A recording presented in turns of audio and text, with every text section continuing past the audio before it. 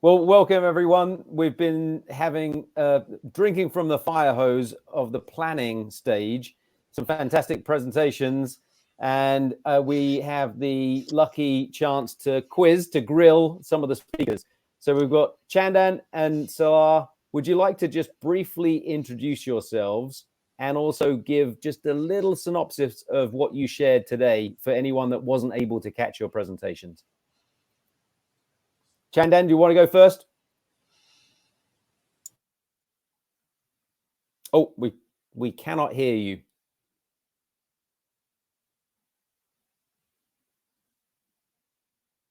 Can you hear me? Yes, yes, Okay. we can hear you now. Yeah. Thank you, Jordan. Like first of all, it's a really great platform. My name is Chandan. I'm from Pinnacle Infotech Solution, working as a BIM specialist. And today I have given like a 4D phasing how it is helping to AC industry for better monitoring for the construction and the resources and the program. So that was my topic. Saleh, you please. I think no, I think I should join the panel discussion. Maybe not this one, because actually is now is my topic is 11:50. So I think I'll leave maybe the panel discussion at. I will join at 12, an hour from now. Okay. No, the panel discussion is right now, so maybe there's a a schedule.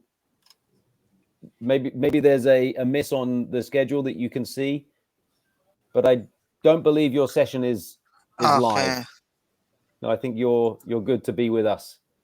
okay, okay, great. So my name is Saleh Salim. I'm working as a BIM manager with Jasara BMC project management consultant, basically in Saudi Arabia, Riyadh. Great. Thank you so much for being with us, both of you. To jump quickly to you, Chandan, the presentation that you gave was all around 4D presentation of simulating buildings over time. One of the things that I've always, in my past, had this challenge with is that the building information model and the schedule, the program, the timeline, they're never usually built that match perfectly. So they're always slightly off, or you have to rework the model or rework the schedule. Can you share some of the challenges that you've seen, and then also some of the solutions to those challenges? Yeah, like see, it's a real situation over everywhere in the world. What happened? Like we have certain construction schedule preparing in a mind by the planning department with some Mm-hmm. sort of construction program. They thought that like starting from the excavation to civil structure and the architecture and the MEP services, the way they want initially they thought of, but during the executions or during the construction at the real situation, like a slab construction cannot be done like a single shot. It will take certain step. So these sequence of slab, like if there are, let's say, pouring 1 to pouring 10, if there is a slab construction to be happen in the sequence and by the pouring sequence, then the construction schedule has to be updated as per the construction requirement. Not Mm-hmm. only that, for the wall, for the column, if this is the vertical level wise, if it is particularly any sequence to be followed, same thing has to be reflected into the construction schedule. That is one.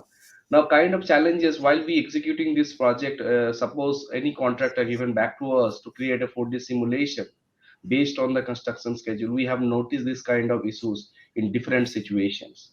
However, the solution is that either you have to create a detailed breakdown of model, like your model has to be breakdown as per the construction requirement, and after that go back and request the planning department to update the construction schedule so that it can be aligned with your program. So that is a one solution, or either way, Mm-hmm. like you have to either change the model or either you have to change the sequence of the construction. So that is something we have seen that. But I So want to lots of add. iteration. I want to add to what you mentioned. Actually, now I think one of the things in general, one of the challenge that there is let's say, fragmentation in the policy and in the interest of everyone in the project. So the question is creating a 4D model or suitable for 4D during design stage, because they are the one who will establish the model. This is impossible because the project schedule will be started by the contractor.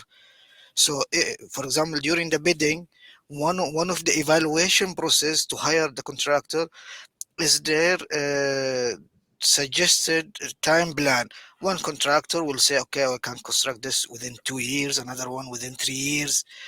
So it's a little bit difficult to. This is one of the challenge. There is no let's say schedule during design stage, and I would believe also regarding BIM and what we call usually 4D model. Although I'm against this terminology, that we should also have some knowledge about the planning. I mean, there are certain different level of planning. So during the requirement, while we hire the contractor, we should very clear that the 4D model or the planning model we are asking for, is it in a strategic level or is it in a construction level? What is the maximum allowable time for a single activity? Usually it's 5%. So if the project life cycle is 1 year, that is almost 240 working days. That's mean you cannot have one activity that exceed 12 days. So for example, if the slab construction will take 30 days, that's mean you cannot have it as a one single item. You should divide them. For example, installing the reinforcement on an activity, casting the concrete as another activity. But however, sometimes this is not necessary. Sometimes it's accepted to have in more higher level for the model. For example, if we have a large project that include, let's say, 100 chalet or villa or whatever, so maybe we can have another planning in more general, that showing every zone and how much time it will take, or the whole villa as one single item. So it's important for BIM whoever will prepare the EIR, the BIM professional, to be clear about the requirement, what you actually need. You need to Yep, be aligned absolutely. with the planning. Yes. So Salah, you talked there about the strategic level and trying to get an understanding of how detailed to go and what the durations of those tasks should be. What about the difference between the design and scheduling design versus construction, and where you can use 4D simulations? Can you use 4D simulations in both of these? How can you strategically plan across I, the design and construction parts? I think from strategic point of view, uh, the source reason for not only for the model, for all BIM issues, is the absence of the vision, which is related to the absence of return of investment. Now, as a client who will pay the money, who will purchase the services, need to be clear what is the return on investment. Because when you set up the return on investment, that's mean you will set up your goals, and that's you will know why you are needing the BIM in the first place. And that also will lead to have a BIM champion that will enforce the process.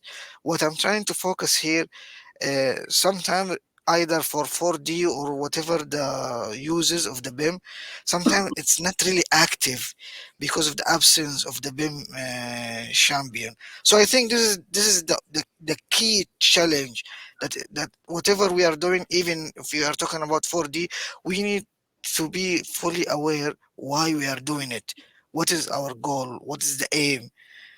That will lead us to be more clear about what we need, and will lead us also to be more specific about our technical requirement. Mm-hmm. So And the goal need to be set up. Absolutely, absolutely. And when we talk about, I love that you talk about the return on investment. You talk about the client having somebody to police and to make sure that it gets there. It's really it's an interesting thing when you talk about BIM and who wins from implementing BIM. if everyone does it and they're very proficient, then the owner will get the benefit because everyone will do it in less time. There'll be less rework. There'll be less waste. But what happens when the owner asks teams to do and implement BIM workflows when maybe it's their first or their second or their fifth time? They're not necessarily experts. How do you ensure the return on investment when teams are still learning?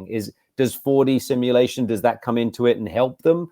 How does that come into play? Is it just about picking teams that are already experts and that's the owner's responsibility? How do we make sure that we get the return? I think this is actually a challenge because you can find many let's say prototype projects have been made and was measuring the benefit and return on investment in BIM mostly in the technical field. So you will find, if you search in the internet, you will find some researches saying that implementing BIM will, for example, reduce the number of RFIs by 30%, 40%. But in specifically in the management activity in general, either cost or time, there is no specific benefit have been measured before. So I think this is a thing that need to be highlighted. For example, we can say hypothetic that using BIM in 4D will reduce the time of the project by 10%. So this information need to be used via several projects and see exactly how much the actual reduction. Other than that, because we don't have clear benefit, what is the benefit, exactly what we're gonna get if we implement BIM, I think we need experts. And here is the problem. We need experts in both fields. You cannot have someone who's excellent with BIM tools and have no idea technically about the planning, and vice versa. Also, you cannot have some senior planner Hey, who have no idea. But you need someone. I think this is what our role come in. You need someone who have, if he's expert in BIM, he is required to have the basic knowledge about planning, so they will make something that effective. Otherwise, the product you will have, it is a product but it's not effective. Actually, nobody care about. But you need someone. This is the fragmentation we are talking about in the policy and in the standards. We need Mm-hmm. to, anyone working in BIM need to have some knowledge, basic knowledge and hey, planning and costs for 4D and 5D. hey, Jordan and Saleh, like maybe we are go back into the maybe like the we are topping like the different the way. See, the education is the first factor. Education in terms of beam, education in terms of 4D, whatever it needs, that's everywhere people need to understand first. Who is selling the product and who is buying the product? They need to both way need to understand who what is selling, what the purpose of selling, and who is purchasing the product. He has to be clear with the purchasing objective of the product. So either it is a 4D 5D beam quantity takeoff, whatever the beam implementation throughout from the design stage to construction stage, there are certain projects and type of projects are depending. If it is a residential, commercial, so stadium, large project, and type of verticals, along with the benefits, along with the factors, along with the even not like a, I could say factors, the level 2 UK beam and the ISO 19650 and 2, as you mentioned very well, the process, how the people could adhere the process, they can implement into the project, that make sure it is not failure in terms of process. So people needs to follow not only the like nowadays not only the product, they need to follow the process. Like product can be there, process needs to be followed, and they need to see the outcome and focus the goal. Like as Saleh clearly said, I absolutely agree with that. But only it is not like that people need to use or not use. There are a lot of benefits, there are a lot of milestone project, there are a lot of research are there. Research may say different ideas, thoughts are there, people there are positive and negative, we know that that is the world. But as a totality, what we can say, Beam has also not only a AEC now, it's a now ECO, AECO operation as well.